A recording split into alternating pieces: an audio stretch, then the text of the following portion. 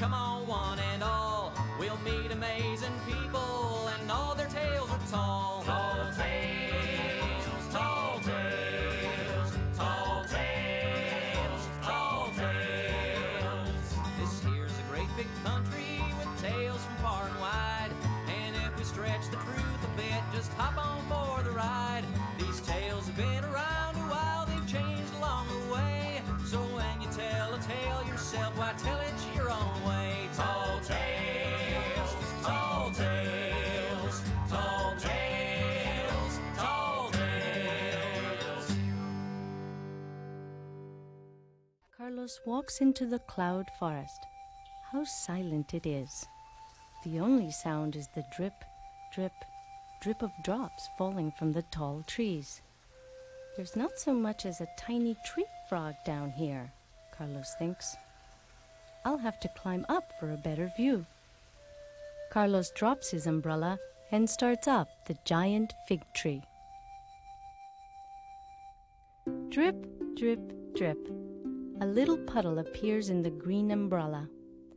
A tiny tree frog leaps down and slips into the water. Hola! Froggy croaks happily. I have this puddle all to myself. He sinks down until only his eyes peep out. Plop! A juicy ripe fig falls smack into the umbrella. Toucan is not far behind. Froggy sees Toucan's sharp beak. Vete! He peeps. Go away! But Toucan is not moving. He's waiting for another fig to fall. Of course, Bridget had lots of art supplies, but her most important art supply wasn't something to draw or paint with. It was a hat. Not just any old hat, but a big black beret, the kind of hat that lots of great artists wear. Before Bridget made any kind of art, she'd put on her beret and adjust it until it looked just right. It had to have that certain je ne sais quoi. She had no idea what that meant, but she knew all great artists needed it to make art. One day, just as Bridget was putting on an inspired dash of purple on a cluster of flowers, a big gust of wind came along and lifted her beret right off her head. It caught the breeze and went sailing through the air like a kite. Unfortunately, this kite didn't have a string. All it had was a little girl running after it, screaming, "My beret! My beret!" Before Bridget could even get over the fence, her beret was out of sight. Golf? How dull can we get? Dull? Au contraire. The game of golf is a metaphor for life itself. Each hole represents a challenge. Each swing a defining moment. Each... Come on, Dot. Enough of this psychological mumbo-jumbo. Yeah, sing the song already.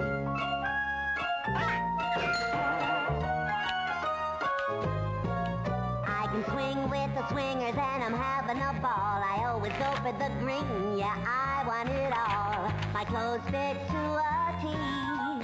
I'm a swinging gal, that's me. Even though life can be rough, our sister Dot's got the right stuff. Never has her head in the sand. Hey, let me tell my story firsthand.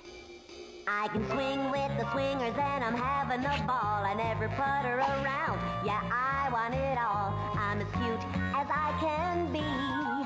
I'm a swinging gal, that's me. I'm as cute as I can be. I'm a swinging gal, that's me. The road stretched out.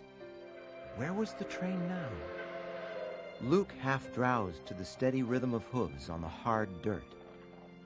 The train tracks were still miles away, next to Hardin's mill.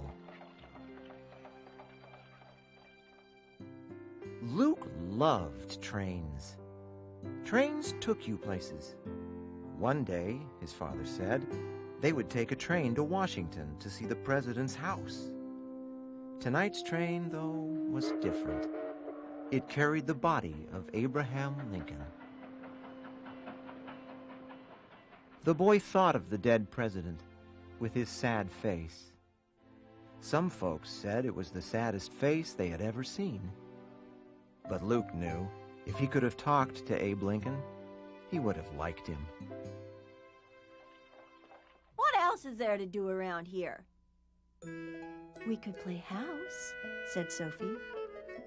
Only if I can make the rules, said Wendell.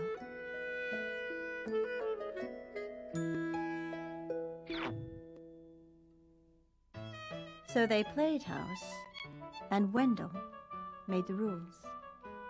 He was the father, the mother, and the 5 children. Sophie was the dog.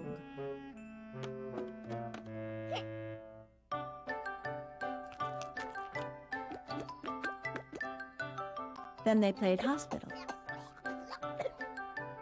Wendell was the doctor, the nurse, and the patient.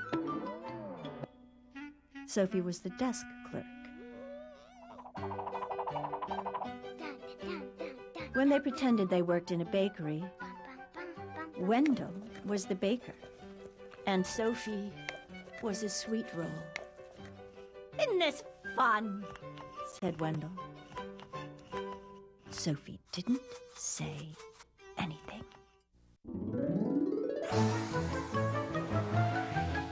I'm Cora, I'm Corey. We've always got a story. At home, at school, at play, singing "Have a Wife's Day." Wherever we go, we always go as one. Friends forever, having good, clean fun.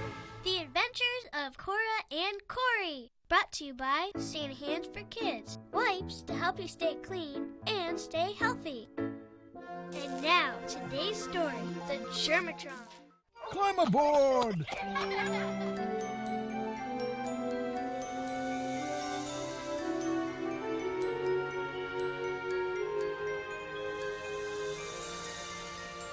There you have 100,000 stars. If we take this journey 10 times, we'll pass 1,000,000 stars.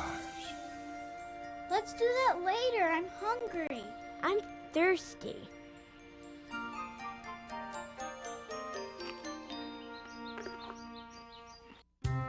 Yo me llamo Mari. Yo me llamo Lalo.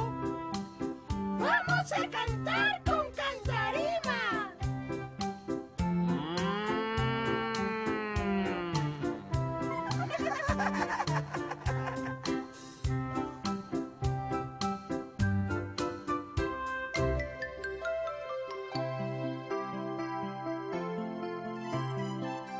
Números y figuras.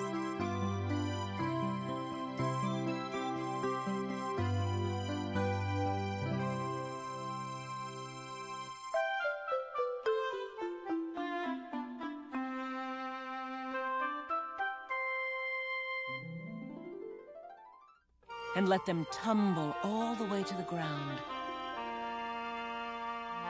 The sorceress would grab hold of them and hoist herself up. For years, Rapunzel lived alone in her rooms above the treetops, visited only by the sorceress. Then one day, a king's son came riding through the woods. As he neared the tower, he heard a voice sweeter than any he had ever known. It was Rapunzel singing to the forest birds. Charmed by her voice, the prince fell deeply in love. He circled the tower 10 times, 20 times, but found no entrance. How strange this tower is, he said to himself, and felt he would die of sadness.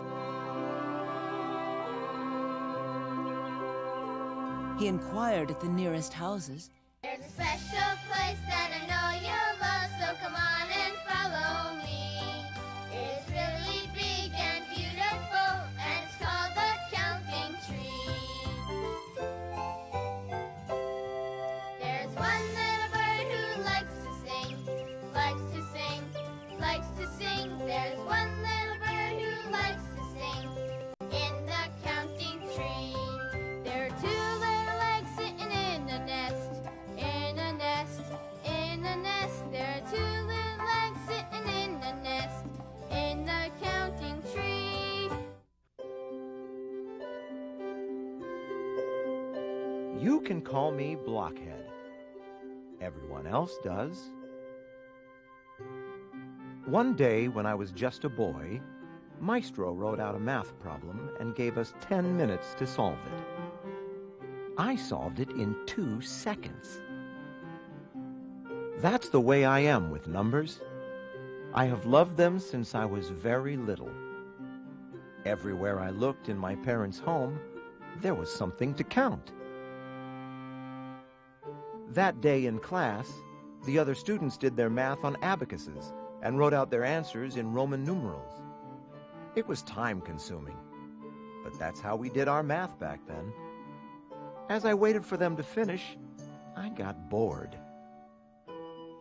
I counted 12 birds in a tree outside. How many legs did all those birds have? I wondered. How many eyes? How many wings?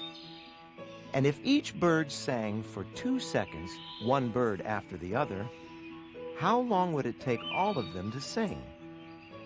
These were such beautiful questions that I started daydreaming. Welcome to Busy Town, where everyone is very busy.